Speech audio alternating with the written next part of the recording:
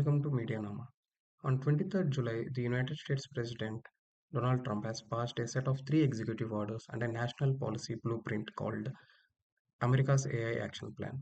The goal of US is very clear: to secure AI leadership, which the Trump administration is referring to as global AI dominance. But if you look closer, the plan reveals deeper implications for global cooperation, particularly in the aspects of AI ethics, censorship, and how AI technology is going to impact on the daily lives of the users. President Trump has signed these three executive orders to revoke the previous executive orders passed by the Biden administration back in 2023. The new AI Action Plan is a policy roadmap that prioritizes usage of AI in the defense sector and also to deregulate and accelerate domestic infrastructure. Additionally, it also asks to restrict access to US technologies to the so-called adversary nations. The US is trying to frame AI both as a national security asset and also as a geopolitical weapon, linking the AI technology to economic dominance, military strength, and more importantly, ideological alignment. At its core, AI Action Plan focuses on four major areas. First, it puts the US military and defense intelligence at the center of AI adoption. For example, the Department of Defense is directed to run AI hackathons to test models for transparency, control, and the vulnerabilities. As part of this, senior military colleges are also turned into research AI hubs, and it also directed to integrate AI into their entire curriculum. The Department of Defense also told to prioritize contracts with which has AI cloud compute. Second, it also plans to accelerate the construction of domestic AI infrastructure, especially the data centers and semiconductor factories. As part of this, projects are spending over $500 million, which are also using 100 megawatts, are now exempted from critical environmental reviews and clearances. So, the agencies are also ordered to identify and open up federal land for building new data centers and uh, energy infrastructure. Third, it also imposes strict controls to deny AI technology access to adversarial nations to the US. The Commerce Department was ordered to launch AI exports program to deliver full stack AI solutions, including semiconductor chips, other AI infrastructure, and software. US officials are all now instructed to use location tracking to prevent AI chips from reaching the countries of concern. And fourth, it removes what it calls the ideological bias from federal AI use. One of the most controversial orders is titled Woke AI in the federal government. It explicitly prohibits federal agencies from procuring AI models that are so called woke. The federal procurement rules will be updated to reject models referencing to diversity, equality, and inclusivity, and misinformation and climate justice. The government claims that such models prioritize ideological outcomes over truth and factual accuracy.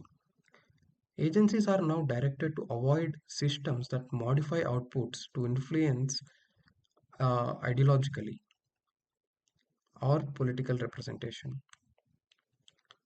This takes away the AI systems from essential ethical context and could ultimately undermine fairness, representation, and accuracy, especially in the fields of healthcare, education, and military. And that brings to a critical question: how will these changes affect people outside the United States? For example, imagine you are using an AI in India where OpenAI's ChatGPT has its largest international user base. Now, if you ask this US-based AI about abortion laws, what kind of answer would will it provide? Will it reflect Indian laws and culture, or would it echo the American values shaped by the current political scenarios? Following the repeal of Roe versus Wade, the US landscape around reproductive rights has changed dramatically. Will US built models mirror the same political and legal context, or would it adjust its answers based on based on the geography of the users? Thus, the AI action plan offers no guidance on cultural alignment and regional legal framework in AI outputs. This inconsistency poses a real risk, not only just for the trustworthiness for the user, but also for the future of AI technology if we are aspiring to build a culturally inclusive technology. The AI action plan also aims to ease the regulations are that are seen as obstacles to AI innovation. It fast tracks data center permitting, streamlining semiconductor manufacturing, and allowing large scale AI infrastructure to be built on federal land with fewer environmental checks. The Department of Commerce is instructed to identify the regulations that hinder AI innovation and propose their repeal.